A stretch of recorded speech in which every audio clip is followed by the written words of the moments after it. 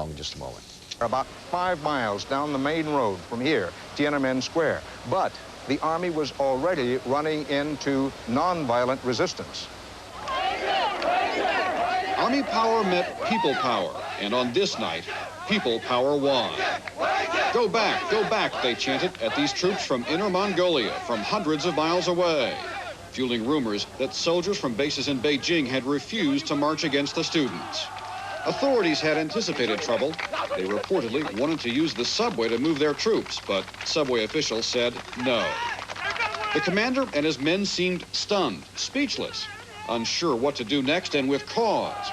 Never in China's 40 years of communism has its army been so openly defied. Workers from a piano factory draped their protest banner across this army truck. No matter what the Central Committee says, this is a great patriotic movement, she says. The students are the hope of our country. Our party must not make any more mistakes. We are very unhappy. The people you are trying to crush are ordinary people, she screams. You're the ones who decided to do this, he shouts. I'm a student. I'm definitely not going to let you go.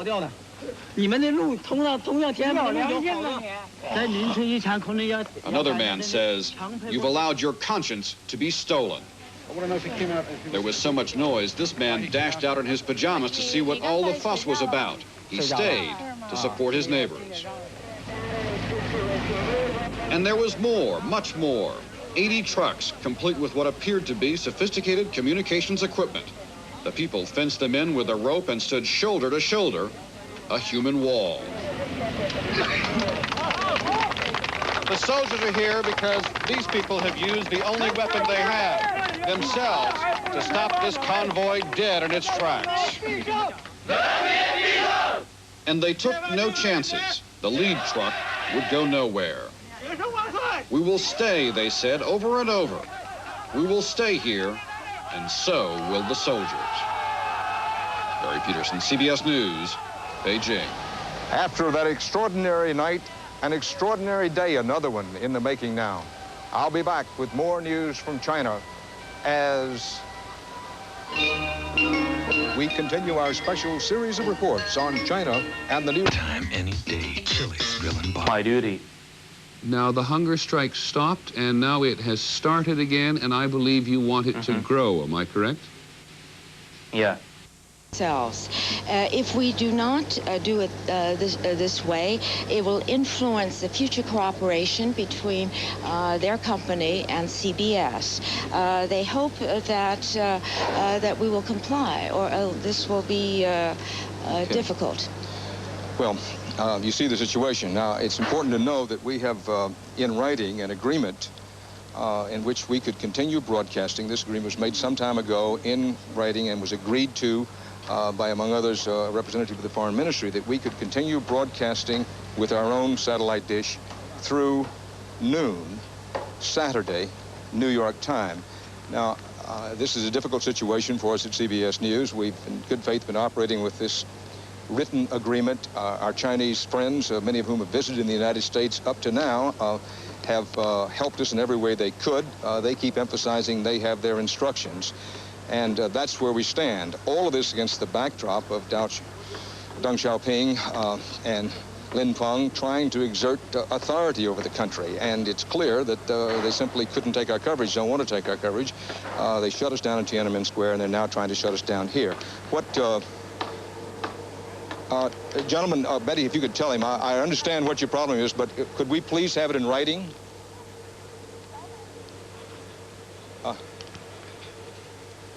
Yes, we're having some trouble with our Slack here, but... Betty, the situation is, since we have an agreement in writing, if he's going to break the agreement, could we have that in writing, please?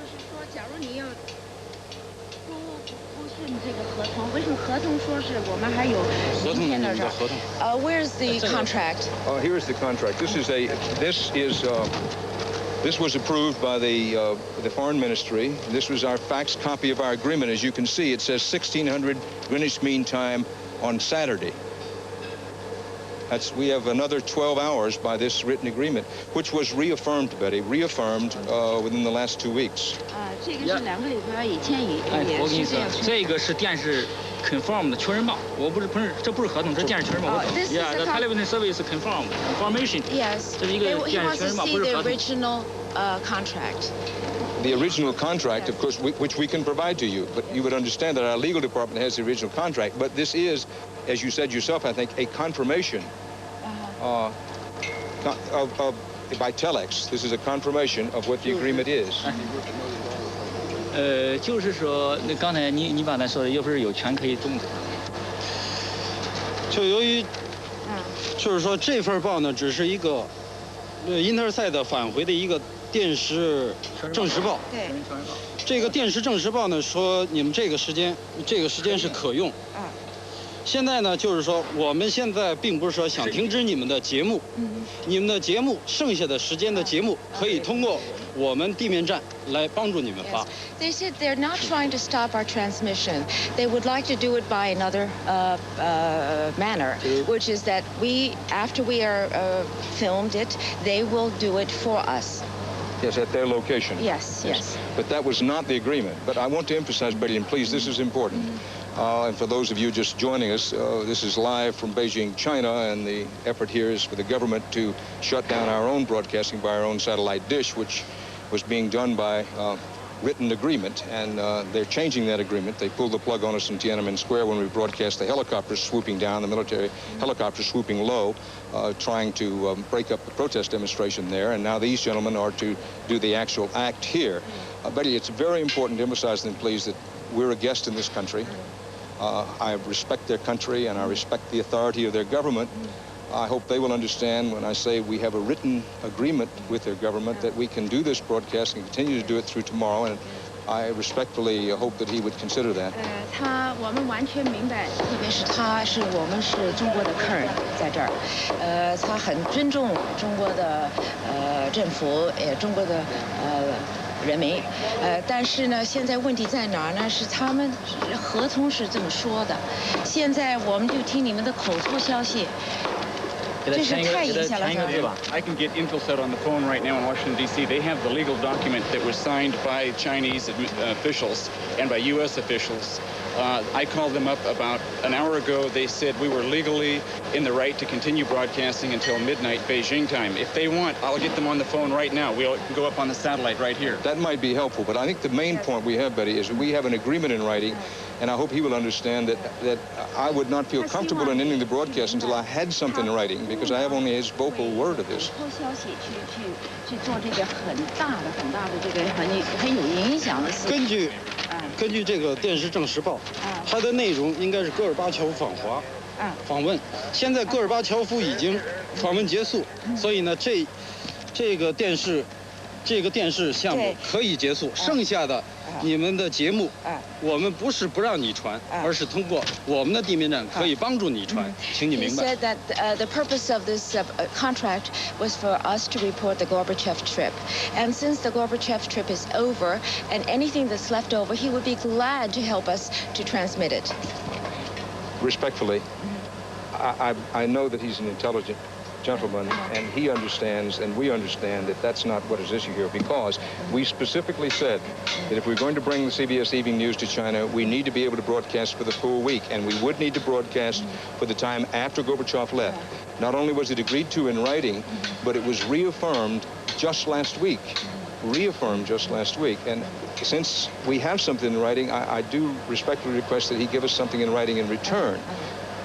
你也知道，这个戈巴乔访华的时候是一部分，第二部分呢是说是7天，这个7天现在我们还没有到第7天，是这个问题。他是非常尊重你的任务，但是这个他不可能就是答应你的要求，这是口头消息。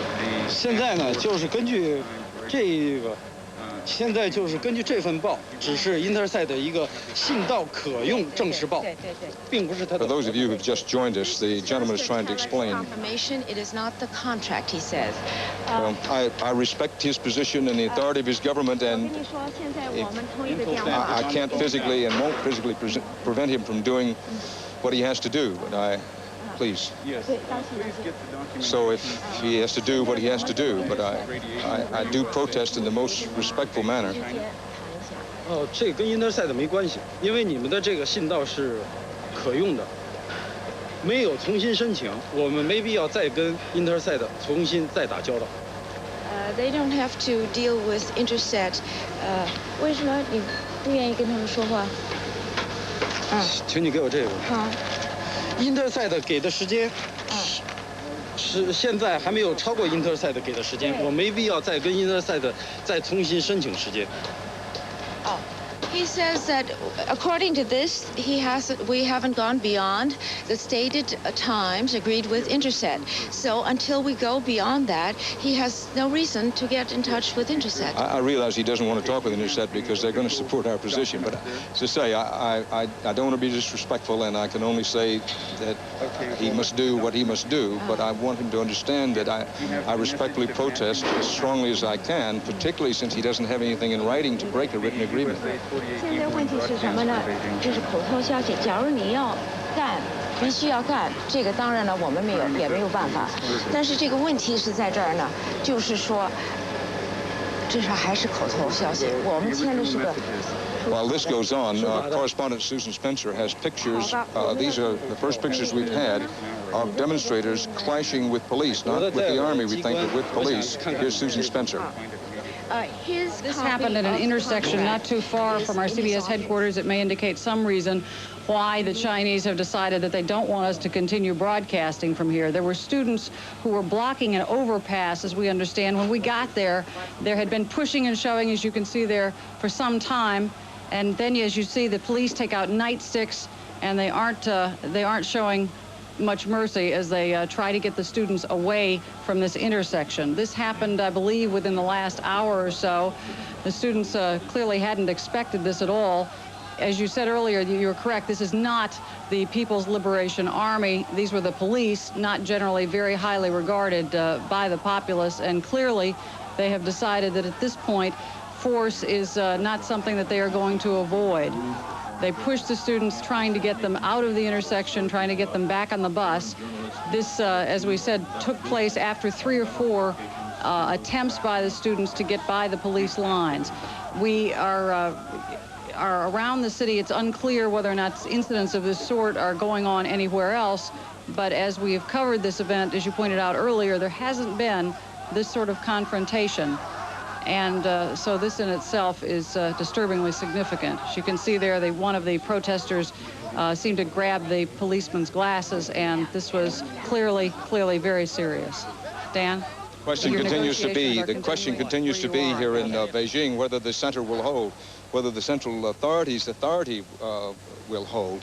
That the city has not descended into chaos, it has not descended into anarchy, but it's getting rougher, as you just saw in those videotapes, and we're just told that the government has issued a new instruction, a new decree for all foreign journalists, that foreign journalists are not to disseminate any information out here from this country that would be harmful to the country. And all kinds of controls have suddenly been placed on where journalists can and cannot go. They can't go to factories, we can't go to schools. All of this is brand new, it's just happening now, and our negotiations with these gentlemen continue to see if we can continue to broadcast at all. They've already shut us down our live coverage from Tianamen Square. Now they're trying to shut us down from our own satellite dish in Beijing. This, as Deng Xiaoping and Li Peng, his #1 right-hand man, have made their decision to go with the hardliners. They're trying to break the back of the protest movement, and they don't want the kind of coverage that they have had. These gentlemen are in the process here of trying to shut us down. This is Dan Rather with Susan Spencer in Beijing. We'll try to stay on top of events for you. Stay tuned to this CBS station. This has been a CBS News special report. People just... Of the CNN people as well as other reporters covering out there. Your feelings on that right now? Do you feel secure? I feel secure. At the moment, we are not in any physical danger. The Chinese authorities, indeed the Chinese people, have been consummate hosts. The hospitality extended to us, I would have to say, has been in 10-point type. However, you never know what's going to happen in the minds of the government officials. We are visitors in their country. We are legally here. We have not transgressed any of their laws. And I have to speak to the instant. We have not been physically threatened. I personally and my colleagues do not feel physically harmed.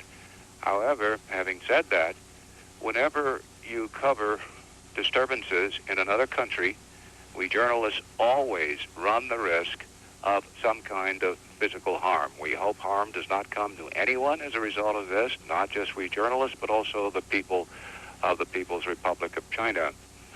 When we became journalists, we knew what we were doing.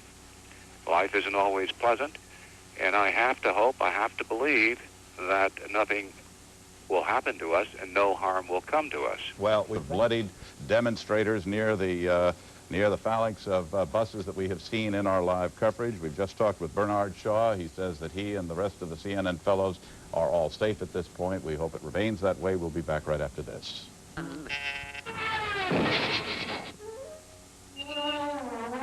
You're a great sport. A great sport.